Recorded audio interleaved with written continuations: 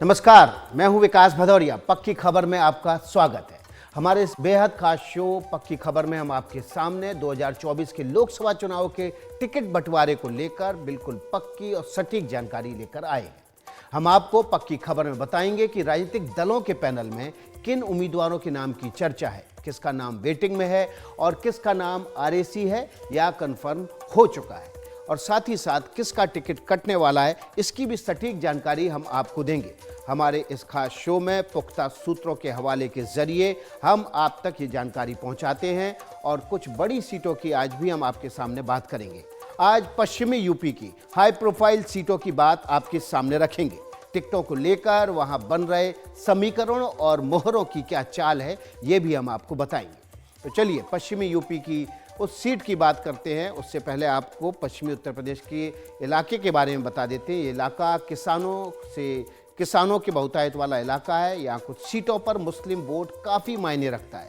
Samajwadi party हो या कांग्रेस या फिर बीएसपी या बीजेपी, हर पार्टी यहाँ अपना वर्चस्व बनाए रखने की कोशिश करती रही है। इस बार उत्तर प्रदेश में कांग्रेस और समाजवादी पार्टी ने हाथ मिला लिया है और इस पर भी बात करेंगे, लेकिन उससे पहले हम आपको पश्चिमी यूपी की एक खास सीट बदायूं सीट के बारे में बताते हैं। फिलहाल ये सीट बीजेपी के पास है। 2019 में बदायूं से बीजेपी की संघमित्रा मौर्य जीती थी। संघमित्रा मौर्य ने समाजवादी पार्टी के धर्मेंद्र यादव को इस सीट पर हराया था। उस वक्त यहाँ पर 10,81,000 से ज़्यादा वोट पड़े थे और संघमित्रा मौर्य को 5,11,000 से ज़्यादा वोट मिले थे।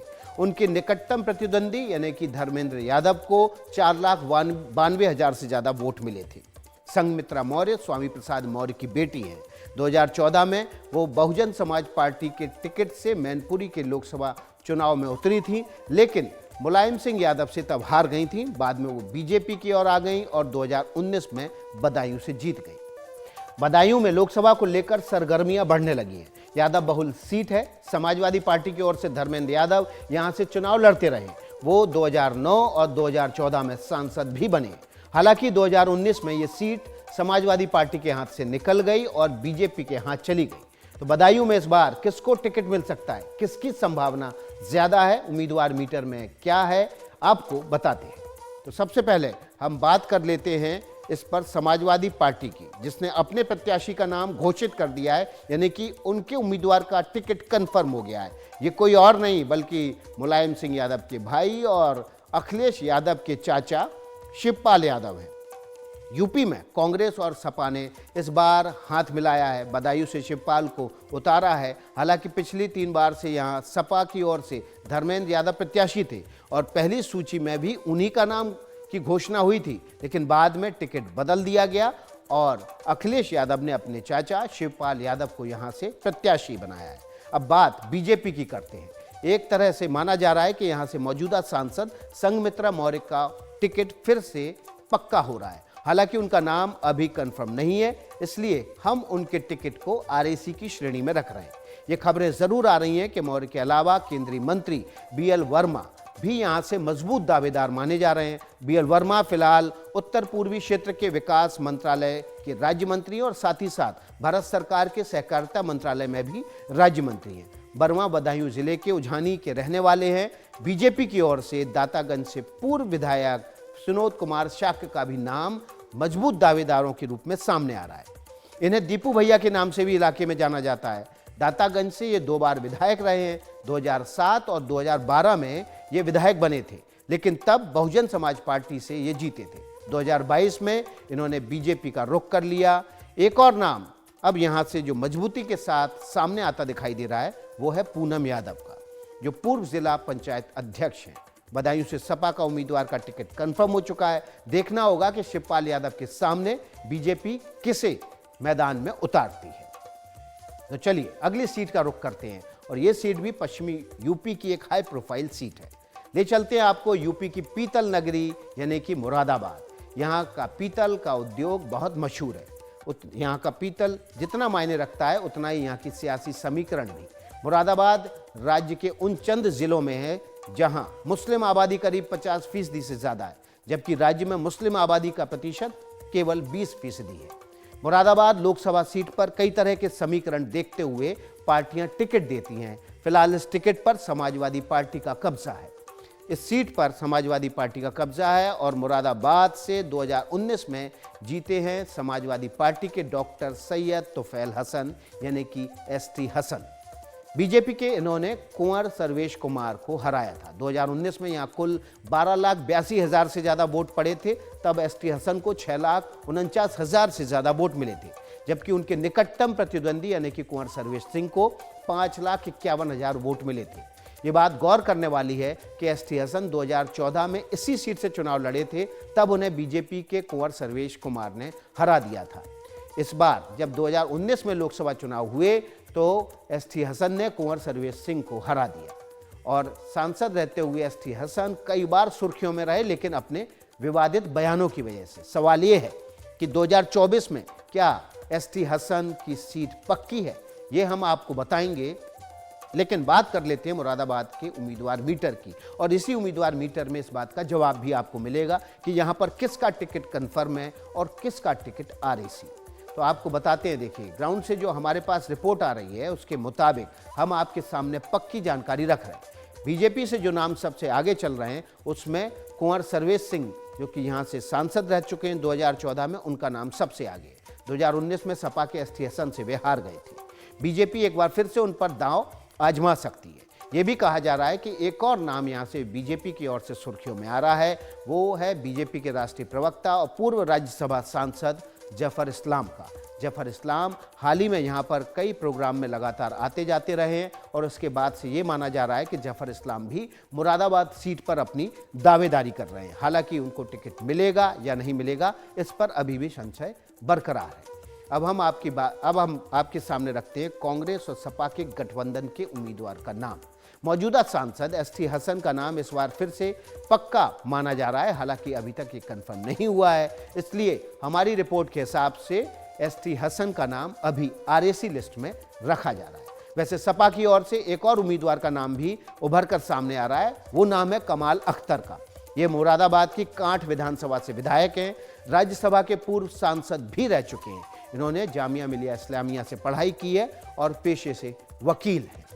माना जा रहा है कि मुरादाबाद में सीधा मुकाबला बीजेपी और एसपी के बीच होगा। फाइनल उम्मीदवार की घोषणा जल्द ही होने वाली है और उससे पहले हम आपको इस सीट से किसकी उम्मीदवारी पक्की होगी ये जानकारी हम आपके सामने रखेंगे।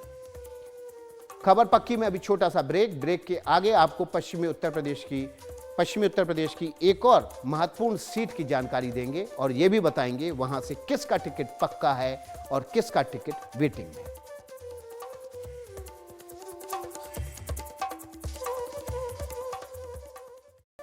बदायूं में लोकसभा को लेकर सरगर्मियां बढ़ने लगी हैं।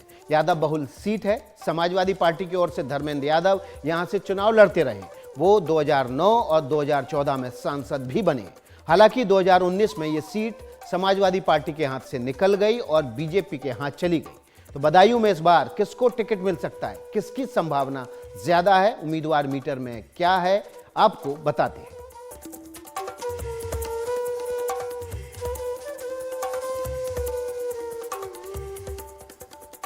पक्की खबर में आपका एक बार फिर से स्वागत है। ब्रेक के बाद हम पश्चिम उत्तर प्रदेश की एक और हाई प्रोफाइल सीट का रुख करते हैं और बताते हैं सीट पर किसका टिकट पक्का होने जा रहा है और किसका टिकट अभी भी वेटिंग है।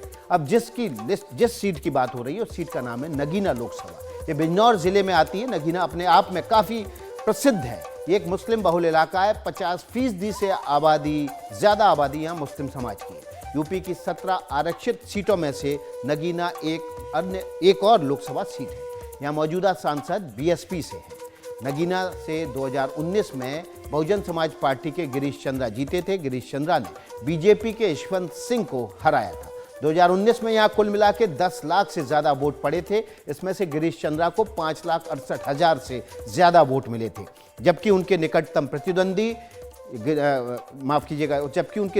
प्रतिद्वंदी को 4 लाख से ज़्यादा वोट ही मिले थे।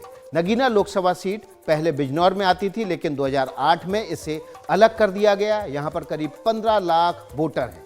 सबसे बड़ी बात यह है कि पिछले 3 चुनावों में तीनों बार यहाँ से अलग अलग पार्टियों के उम्मीदवार जीते हैं। 2019 में 2009 में यहाँ से समाजवादी पार्टी, 2014 में बीजेपी और 2019 में यहाँ से बीएसपी ने अपनी जीत दर्ज की है। अब इस बार नगीना के चुनावी गणित पर सबकी नज़र है। ये एक ऐसी आरक्षित सीट है जो माना जा रहा है कि हर बार अपना नतीजा बदलती है। तो कई बड़े चेहरे यहाँ से अपनी किस्मत आजमाने की कतार में हैं। कई चर्चित चेहरों को यहाँ से पार्टियां टिकट दे सकती हैं। देखिए, भीम आर्मी के चीफ चंद्रशेखर आजाद यहाँ से चुनाव लड़ सकते हैं। ये माना जा रहा है कि इस बार भी वो नगीना सीट से ही लोकसभा चुनाव लड़ेंगे। यहाँ से का उम्मीदवार मीटर क्या कह रहा है, ये बहुत ही रोचक है। ये आपके सामने रखते हैं और सबसे पहले बात करते हैं बीजेपी की। बीजेपी की ओर से एक नाम जो चर्चा में है वो साध्वी प्राची का। विश्व हिंदू परिषद की सदस्य रही हैं, संघ की महिला विंग की कार्यकर्ता हैं और काफ़ी तेज तर्रार है। वे अपने भाषणों के चलते अक्सर विवादों में रवी रहती हैं। बीजेपी से एक और नाम जो सामने उभर कर आ रहा है वो ओम कुमार का है। ये नेहटौर विधानसभा से 2012 में विधायक जीत चुके हैं। नेहटौर सीट भी आरक्षित सीट है।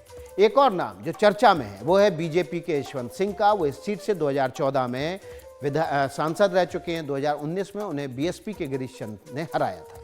इसके अलावा एक और नाम जो मजबूत दावेदार माना जा रहा है वो है रविदासाचार्य सुरेश राठौर का।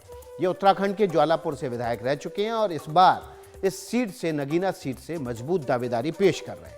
बीजेपी से एक और नाम जो सुर्खियों में है वो है रचना पॉल का। रचना पाल, इनके पिता मुंशी रामपाल बिजनौर से सांसद रह चुके हैं। खबर आ रही है कि बीजेपी एक और नाम पर विचार कर रही है, वो नाम है अनिल सूद का। ये बीजेपी के राष्ट्रीय अनुसूचित मोर्चा के राष्ट्रीय कार्यकारिणी सदस्य हैं और मध्य प्रदेश बीजेपी के सह प्रभारी भी हैं। नगीना से ही समाजवादी पार्टी की ओर से जिस नाम की चर्चा है वो है मनोज कुमार। ये अपर जिला जज रह चुके हैं। इन्होंने वीआरएस लिया है हाल ही में और बिजनौर कोर्ट से वीआरएस लेने के बाद राजनीति में आए हैं। अब सपा के उम्मीदवार मीटर में सबसे आगे नाम मनोज कुमार का चल रहा है और ये माना जा रहा है कि अखिलेश यादव के साथ इनकी बातचीत हो चुकी है। यहाँ से भीम आदमी पार्टी अपना उम्मीदवार उतार सकती है और वो उम्मीदवार खुद राष्ट्रीय अध्यक्ष चंद्रशेखर आजाद है। अगर वे मैदान में उतरे तो समाजवादी पार्टी यहाँ पर अपना उम्मीदवार नहीं भी दे, ऐसा भी हो सकता है। ये कहा जा रहा है कि चंद्रशेखर मैदान में आएंगे तो समाजवादी पार्टी अपना उम्मीदवार नहीं देगी। तो इसी के साथ गठबंधन में शामिल कौन कौन से उम्मीदवार यहाँ से सामने आएंगे, किसका टिकट पक्का होगा, किसका टिकट वेटिंग रह जाएगा, इसकी जानकारी भी आपको इसी शो में पक्की खबर में आपको मिलेगी। मेरे साथ इस बुलेटिन में इतना ही। आगे देखिए आप हॉट टॉपिक अखिलेश शर्मा के साथ।